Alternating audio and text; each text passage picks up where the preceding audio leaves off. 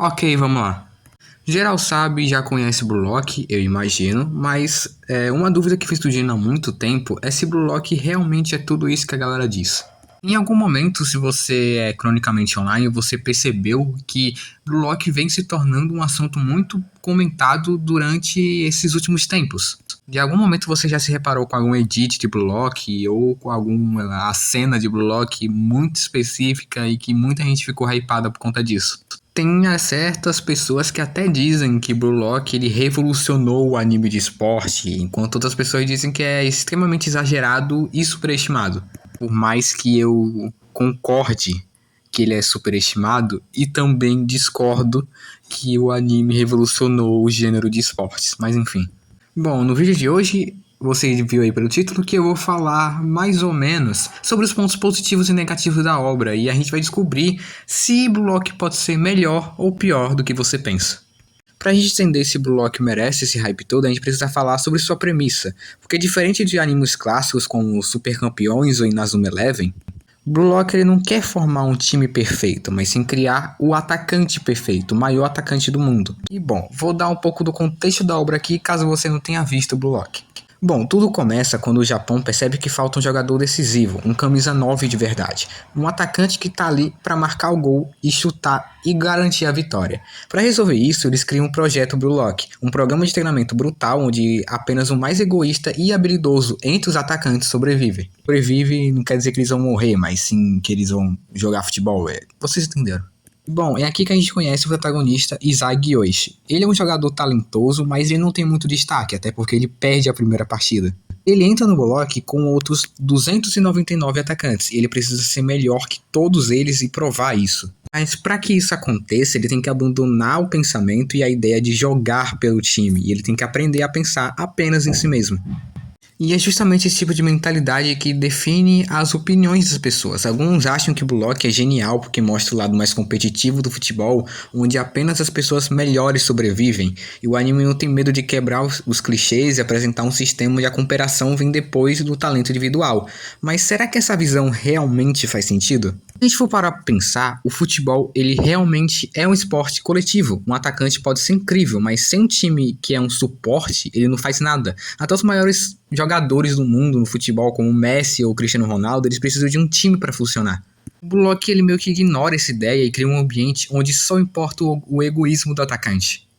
Para algumas pessoas que acompanham, isso faz a obra parecer muito forçada e até irrealista de certo modo. Mas essa parte do bloco que é forçada, extrema, é o que define o individualismo da obra. Ela não quer ser uma representação fiel do futebol, mas sim um anime de esporte com elementos de Battle Shonen e tals. Cada partida parece uma batalha de vida ou morte, parece realmente uma luta de um anime no gênero shonen. Além disso, o anime ele faz muito bem algumas construções de personagem, todos os jogadores têm características únicas, personalidades marcantes e rivalidades bem construídas. Personagens como o Rin, o Barou, o Bachira, o Rel, o Ukimiya, que mais pra frente é apresentado, uma construção para ele, o Hiyori também, que é mais pra frente apresentado, o próprio Izagi também tem uma construção muito da hora, o Rel também tem isso. São construções de personagens que são legais de você ver e de acompanhar. Realmente é uma construção bacana. Você vê que a obra ela é muito boa em construir alguns personagens muito bem. Mas obviamente nem tudo é perfeito. Blue Lock tem momentos em que ele exagera muito nos dramas e no diálogo interno dos personagens. Faz com que algumas cenas fiquem extremamente arrastadas. Por exemplo, essa própria partida do Bastard versus o PXG, que tá há quase um ano, se não já tá há um ano somente nessa partida, de tão que ela tá sendo arrastada. E, sinceramente, essa partida tá ficando chata. A cada momento, sei lá, vai chutar, aí um cara aparece pra bloquear, aí a bola vai pro outro lado do campo inimigo, aí o cara vai chutar e do nada é bloqueado. E fica nessa repetição e acaba se tornando muito chato e fica maçante isso. Essas decisões na trama que ficam se repetindo, porque basicamente a estrutura é jogo, evolução, aí surge um novo desafio e tal, essa construção, essa estrutura fica se repetindo constantemente. O Loki tem sim, obviamente, muitos pontos positivos, como a psicologia dos personagens, que eu falei, tem muita construção de personagem muito boa, que ele mostra a complexidade que os personagens têm essa mentalidade competitiva deles, que afeta cada jogador individualmente. Desde o início, os participantes eles são obrigados a reprimir qualquer instinto de trabalho em equipe e abraçar o egoísmo absoluto. Mas será que isso realmente fortalece eles? Então a gente vê personagens, sei lá, como o Barou, que ele é um excesso de ego, pode tanto ser uma vantagem quanto uma fraqueza. Ele é um monstro em campo, mas seu orgulho excessivo já o colocou em situações complicadas, já que o Izagi ele começou como um personagem mais comum. Ele evolui justamente por saber absorver o que os outros têm de melhor. Ou seja, Brulok ele se vende como um experimento, mas ironicamente, os jogadores que crescem de verdade são aqueles que aprendem a se adaptar a isso, não só dominar o ego deles. Se a gente olhar para a história do futebol real, a gente vê que existem sim jogadores que carregam o time nas costas.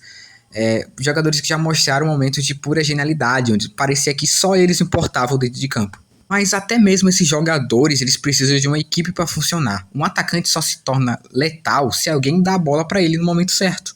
E é aqui que entra o Loki entra um dilema bem interessante. Por um lado, ele quer nos convencer de que o individualismo extremo é o único caminho para a grandeza. Mas, por outro lado, os melhores jogadores da história não foram apenas egoístas, eles souberam usar seus companheiros para maximizar suas próprias jogadas. Então, será que Brulok realmente está ensinando o que é necessário para se tornar um grande atacante? Ou será que está criando uma visão exagerada e quase fantasiosa do futebol? Outro ponto que vale muito a pena debater é a relação que o anime faz entre o talento nato e a evolução. Desde o começo, Brulok nos mostra jogadores que já chegaram ao mundo com habilidades incríveis, como o Rin, o Nagi e o Shidou. Mas ao mesmo tempo, ele também valoriza aqueles que evoluem através do esforço e da inteligência, como o próprio Izagi. Isso também levanta uma questão: será que o futebol é apenas um esporte onde apenas os talentos naturais brilham? Ou qualquer jogador pode se tornar um craque se treinar o suficiente? Se olharmos para a realidade, vemos jogadores que nasceram com um talento absurdo, como o Neymar, que desde pequeno já parecia predestinado a ser um gênio. Mas também temos casos como o Lewandowski, que não era um fenômeno na juventude, mas através de anos de treino e dedicação ele se tornou um dos maiores atacantes do mundo. E é exatamente esse conflito entre talento e esforço que faz o Brulok tão interessante algumas vezes. O anime pode parecer que a genialidade pode ser fabricada, o que qualquer um pode conseguir se tornar o melhor se passar por desafios extremos, mas nem sempre isso é verdade. Será que o futebol pode ser reduzido a um sistema onde o mais forte sobrevive, tipo um Battle Royale? E é isso, tá ligado? Esse foco excessivo no individualismo prejudica a essência do futebol real. O Brulok ele exagera muito ao enfatizar a rivalidade e o egoísmo. Ele desvia totalmente do espírito colaborativo do esporte. Isso gera uma narrativa irrealizável. Ele afasta quem valoriza o trabalho em equipe. Isso também é um elemento central do futebol. Infelizmente, Brulok ele acaba sendo muito previsível. A trama é muito repetitiva, de certa forma, em alguns momentos. A cada novo arco, o padrão de conflito e superação se repete da mesma forma cansativa, com diálogos exagerados e cenas que tentam forçar um clima dramático sem oferecer uma verdadeira evolução dos personagens. Às vezes é só uma enrolação. Essa falta de originalidade acaba fazendo a experiência narrativa monótona, fazendo com que o espectador se canse de ver sempre a mesma fórmula sendo aplicada, sem surpresas ou profundidades suficientes para justificar a proposta radical do anime. Por exemplo, se você tá vendo uma cena e você vê, sei lá, o Izagi indo fazer o gol e tá uma cena muito dramática e super lenta, você já vai deduzir que vai chegar alguém que vai surpreender o Izagi e vai atrapalhar o gol dele. E aí o Izagi vai ter que bolar um outro plano mirabolante para poder fazer o gol dele.